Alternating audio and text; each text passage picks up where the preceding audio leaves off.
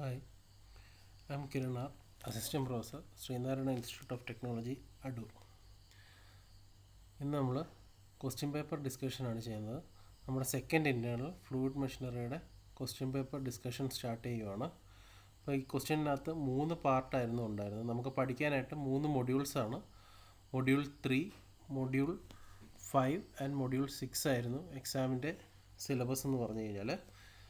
Part A module 3 ആയിരുന്നു, part B module 5, part C module 6 ആയിരുന്നു. ഇന്ന് നമ്മൾ പാർട്ട് എ ആണ് നോക്കുന്നത്. പാർട്ട് എക്കകത്ത് 2 ചോദ്യങ്ങളായിരുന്നു ആദ്യത്തെ സെക്ഷനകത്തുണ്ടായിരുന്നത്. First question, derive an expression for minimum speed for starting a centrifugal pump.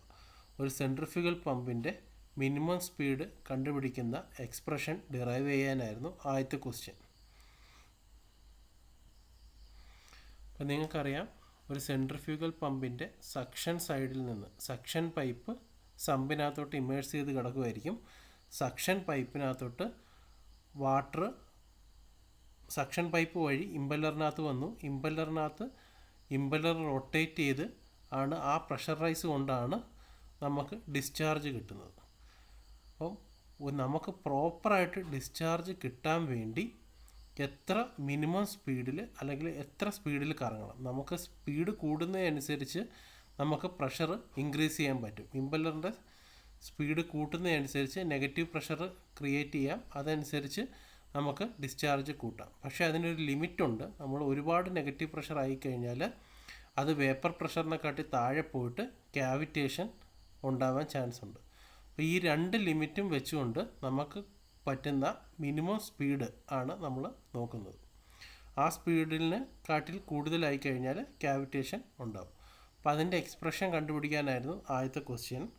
അപ്പം നമുക്ക് അറിയാം, ഒരു സെൻട്രിഫ്യൂഗൽ പമ്പ് വോർട്ടെക്സ് ഫ്ലോ ആണ്. ഓൾറെഡി നമ്മൾ എക്സ്പ്ലെയിൻ ചെയ്തിട്ടുള്ള കാര്യങ്ങളാണ്. ജസ്റ്റ് ഞാൻ ഒന്നും കൂടി പറയുവാണ്. സെൻട്രിഫ്യൂഗൽ പമ്പിനകത്ത് ഇമ്പല്ലർ റൊട്ടേറ്റ് ചെയ്യുക എന്ന് പറഞ്ഞു കഴിഞ്ഞാൽ ഫോഴ്സ്ഡ് വോർട്ടെക്സ് ഫ്ലോ ആണ്. ഒരു ഫോഴ്സ്ഡ് വോർട്ടെക്സ് ഫ്ലോയുടെ പ്രഷറൈസിൻ്റെ ഇക്വേഷനാണ് ω²R²/2g minus ω²R1²/2g. ω/R U2 എന്ന് കൊടുക്കാം. So U2²/2g minus U1²/2g. Discharge കിട്ടണമെങ്കിൽ ഈ പ്രഷർ റൈസ് മാനോമെട്രിക് ഹെഡിന് ഈക്വൽ ആയിരിക്കണം. ഒന്നെങ്കിൽ മാനോമെട്രിക് ഹെഡിനെക്കാട്ടി കൂടുതലായിരിക്കണം, അല്ലെങ്കിൽ മാനോമെട്രിക് ഹെഡെങ്കിലും വേണം. അപ്പോൾ നമ്മൾ മിനിമം കണ്ടീഷനായിട്ട് മാനോമെട്രിക് ഹെഡിന് ഈക്വൽ ആയിട്ടുള്ള കണ്ടീഷൻ കൊടുക്കുന്നു. U2നും U1നും πd2n/60 U1ന് πd1n/60 സബ്സ്റ്റിറ്റ്യൂട്ട് ചെയ്യുന്നു. സബ്സ്റ്റിറ്റ്യൂട്ട് ചെയ്യുമ്പോഴേക്ക് നമുക്ക് ഈ ഇക്വേഷനകത്തോട്ട് സബ്സ്റ്റിറ്റ്യൂട്ട് ചെയ്യുമ്പോഴേക്ക് അതിൽ നിന്ന് എന്നിൻ്റെ വാല്യൂ കണ്ടുപിടിക്കുകയാണ് ചെയ്യുന്നത്. U2ൻ്റെയും U1ൻ്റെയും വാല്യൂ എടുത്ത് ഈ കണ്ടീഷനകത്തോട്ട് സബ്സ്റ്റിറ്റ്യൂട്ട് ചെയ്യുന്നു. സബ്സ്റ്റിറ്റ്യൂട്ട് ചെയ്തിട്ട് അതിൽ നിന്ന് എന്നിൻ്റെ വാല്യൂ ഡിറൈവ് ചെയ്തെടുക്കുകയാണ്. എന്നിൻ്റെ വാല്യൂ 120 × VW2 × D2 × ഈറ്റ manometric divided by π × D2² minus D1² എന്ന് കിട്ടും. അപ്പോൾ ഇതിന് ഈ ക്വസ്റ്റ്യൻ ഈ എക്സ്പ്രഷൻ ഡിറൈവ് ചെയ്യുന്നതിന് 3 മാർക്കാണ് ഉള്ളത്. അടുത്തത് സെൻട്രിഫ്യൂഗൽ പമ്പിൻ്റെ ഒരു ക്വസ്റ്റ്യൻ ആയിരുന്നു പാർട്ട് ബി എന്ന് പറഞ്ഞു കഴിഞ്ഞാൽ. Centrifugal pump discharges 0.125. അപ്പോൾ ഇതിനകത്ത് പമ്പിൻ്റെ ഡിസ്ചാർജ് തന്നിട്ടുണ്ട്. അതുപോലെ അത് വർക്ക് ചെയ്യുന്ന ഹെഡ് 11 മീറ്റർ ആണെന്ന് തന്നിട്ടുണ്ട്.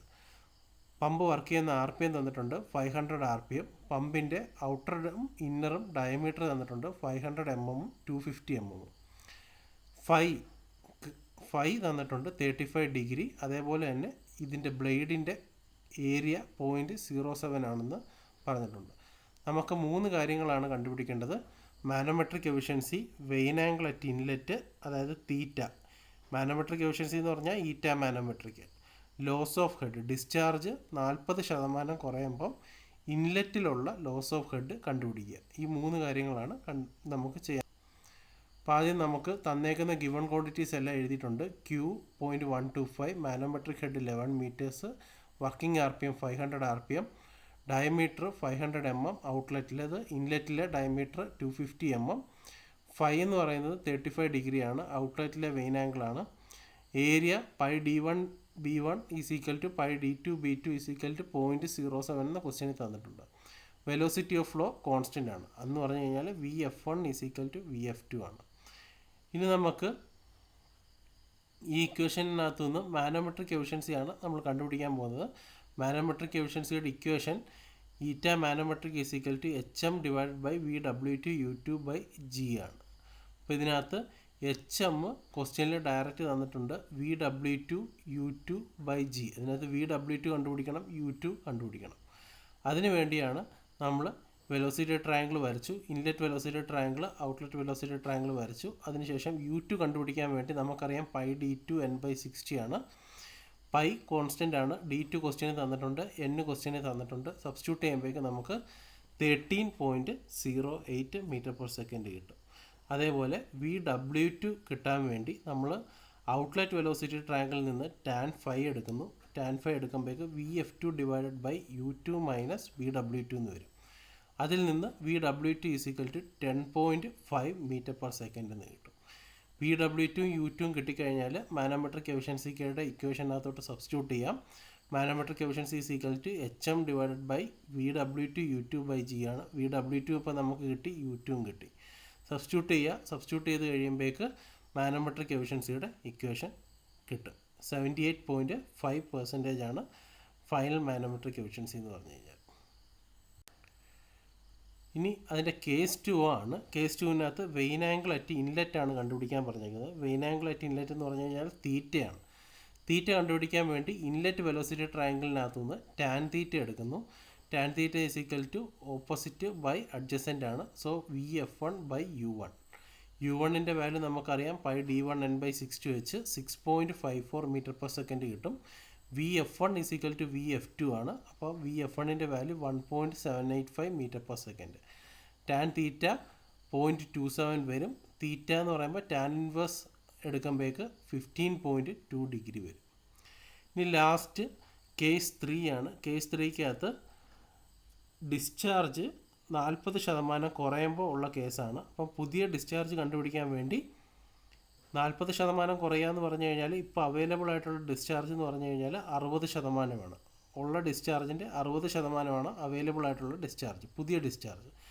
Q സ്റ്റാർ ആണ് പുതിയ ഡിസ്ചാർജിന് ഡിനോട്ട് ചെയ്യുന്ന ലെറ്റർ.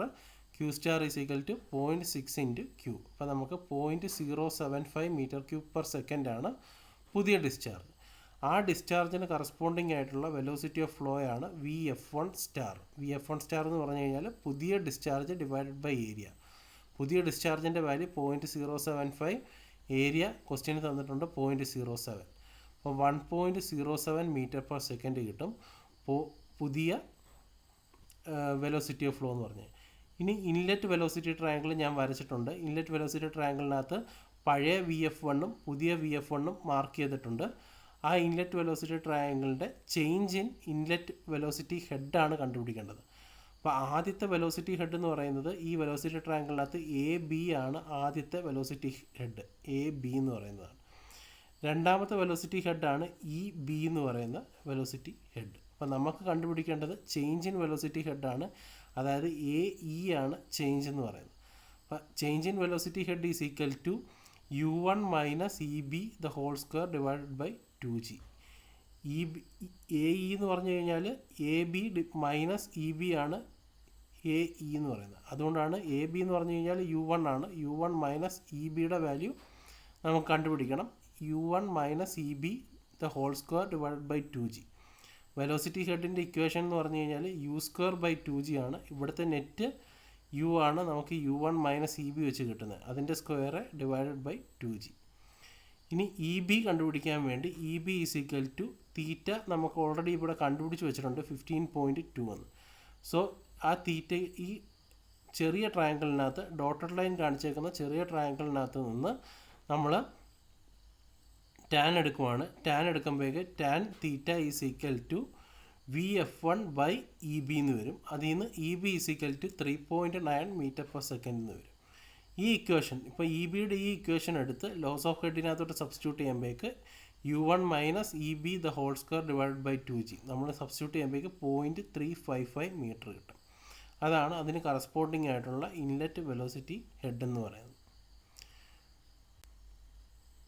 ഇനി പാർട്ട് എയുടെ രണ്ടാമത്തെ ക്വസ്റ്റ്യനാണ്. പാർട്ട് എക്കകത്ത് മൊത്തം 3 ക്വസ്റ്റ്യനകത്ത് 2 ക്വസ്റ്റ്യൻ ആൻസർ ചെയ്യാനാണ് നമുക്ക് പറഞ്ഞേക്കുന്നത്. അതിനകത്ത് ആദ്യത്തെ ക്വസ്റ്റ്യൻ, രണ്ടാമത്തെ പാർട്ടിൻ്റെ ആദ്യത്തെ ക്വസ്റ്റ്യൻ സ്പെസിഫിക് സ്പീഡും ഷേപ്പ് നമ്പറും തമ്മിലുള്ള വ്യത്യാസം എഴുതുക, അതിൻ്റെ സ്പെസിഫിക് സ്പീഡിൻ്റെ ഡിറൈവ് ചെയ്യുക. ഇതിനകത്ത് സ്പെസിഫിക് സ്പീഡ് ഡിഫൈൻ ചെയ്യുന്നതിന് ഹാഫ് മാർക്സ് ആണ്, ഷേപ്പ് നമ്പർ ഡിഫൈൻ ചെയ്യുന്നതിന് ഹാഫ് മാർക്ക്. സ്പെസിഫിക് സ്പീഡിൻ്റെ ഡെറിവേഷൻ NS = n√q / h⁻³ എല്ലാ സ്റ്റെപ്സും കംപ്ലീറ്റ് ചെയ്യുവാണെങ്കിൽ 3 മാർക്ക്, ടോട്ടൽ 4 മാർക്സ് അപ്പോൾ കിട്ടും. സെക്കൻഡ് പാർട്ടിൻ്റെ രണ്ടാമത്തെ ക്വസ്റ്റ്യനാണ് സെൻട്രിഫ്യൂഗൽ പമ്പിൻ്റെ ഒരു ക്വസ്റ്റ്യനാണ്. അപ്പോൾ അതിനകത്ത് പമ്പിൻ്റെ ഡിസ്ചാർജ് തന്നിട്ടുണ്ട് 2.5 m³/മിനിറ്റിലാണ് തന്നേക്കുന്നത്. അതേപോലെ തന്നെ അതിൻ്റെ ഹെഡ് തന്നിട്ടുണ്ട് 20 മീറ്ററാണ്. പൈപ്പ് സപ്ലൈ ചെയ്യുന്ന പൈപ്പിൻ്റെ ഡയമീറ്റർ 10 സെൻറ്റിമീറ്ററാണ്. ടോട്ടൽ ലെങ്ത് എന്ന് പറഞ്ഞു കഴിഞ്ഞാൽ 1 ടൺ മീറ്ററാണ്. എഫിഷ്യൻസി തന്നിട്ടുണ്ട്, ഓവറോൾ എഫിഷ്യൻസി 75% ആണ്. അങ്ങനെയാണെങ്കിൽ ഷാഫ്റ്റ് പവർ കണ്ടുപിടിക്കാനാണ് നമ്മുടെ അടുത്ത് ചോദിക്കുന്നത്. അപ്പോൾ ഷാഫ്റ്റ് പവർ കണ്ടുപിടിക്കാൻ വേണ്ടി ഞാൻ ഓവറോൾ എഫിഷ്യൻസിയുടെ ഇക്വേഷൻ എഴുതുവാണ്. ആദ്യം തന്നെ നമുക്ക് തന്നേക്കുന്ന ഡാറ്റയൊക്കെ എഴുതി വെച്ചിട്ടുണ്ട്. Q 2.5 m³/മിനിറ്റ് എന്ന് പറഞ്ഞു കഴിഞ്ഞാൽ 0.041 m³/സെക്കൻഡ്. HS സ്റ്റാറ്റിക് ഹെഡ് 20 മീറ്ററാണ്, ഡയമീറ്റർ 10 സെൻറ്റിമീറ്ററാണ്, ടോട്ടൽ ലെങ്ത് 1 ടൺ ആണ്, ഓവറോൾ എഫിഷ്യൻസി 0.75, ഫ്രിക്ഷൻ ഫാക്ടർ 0.012 ആണ്. അതിനകത്ത് ഓവറോൾ എഫിഷ്യൻസിയുടെ ഇക്വേഷൻ ρg/QHM ഷാഫ്റ്റ് പവർ ആണ്. അപ്പോൾ അതിനകത്ത് HM നമുക്ക് കണ്ടുപിടിക്കണോ? ഇതിൽ ബാക്കിയുള്ള എല്ലാം നമുക്കറിയാം. റോ നമുക്കറിയാം, G അറിയാം, Q ക്വസ്റ്റ്യന് തന്നിട്ടുണ്ട്, ഓവറോൾ എഫിഷ്യൻസി അറിയാം. അപ്പോൾ ഷാഫ്റ്റ് പവർ കണ്ടുപിടിക്കണമെങ്കിൽ HM കൂടി ഡിറ്റർമിൻ ചെയ്യണം. അപ്പോൾ HM കണ്ടുപിടിക്കാനുള്ള ഇക്വേഷനാണ് static head plus HF plus VD²/2G. Static ഹെഡിൻ്റെ മാഗ്നിറ്റ്യൂഡ് തന്നിട്ടുണ്ട് 20 മീറ്ററാണ്. HF കണ്ടുപിടിക്കാൻ വേണ്ടി 4FLV²/2GD എന്ന് പറയുന്ന ഇക്വേഷനകത്തുനിന്ന് HFൻ്റെ വാല്യൂ കിട്ടും. അതിനകത്ത് V കണ്ടുപിടിക്കാൻ വേണ്ടി Q/A, V = Q/A 0.041 / 0.00785, വിയുടെ വാല്യൂ 5.22 കിട്ടും. അത് ഈ HFൻ്റെ ഇക്വേഷന് കൊടുക്കുമ്പോഴേക്ക് HF 73.33 മീറ്റേഴ്സ് കിട്ടും. അതേപോലെ തന്നെ VD²/2G എന്ന് പറയുന്നത് 1.388 കിട്ടും. അപ്പോൾ നമുക്ക് മാനോമെട്രിക് ഹെഡ് കിട്ടും 94.718 മീറ്ററാണ് മാനോമെട്രിക് ഹെഡ് എന്ന് പറയുന്നത്. അപ്പോൾ മാനോമെട്രിക് ഹെഡ് കിട്ടിക്കഴിഞ്ഞാൽ അത് ഓവറോൾ എഫിഷ്യൻസിയുടെ ഈ ഇക്വേഷനകത്തോട്ട് സബ്സ്റ്റിറ്റ്യൂട്ട് ചെയ്യുക, ഷാഫ്റ്റ് പവർ കണ്ടുപിടിക്കുക. ഓവറോൾ എഫിഷ്യൻസിയുടെ ഇതിനകത്തോട്ട് സബ്സ്റ്റിറ്റ്യൂട്ട് ചെയ്യുമ്പോഴേക്ക് ഷാഫ്റ്റ് പവർ നമുക്ക് 49.58 കിലോവാട്ട് കിട്ടും.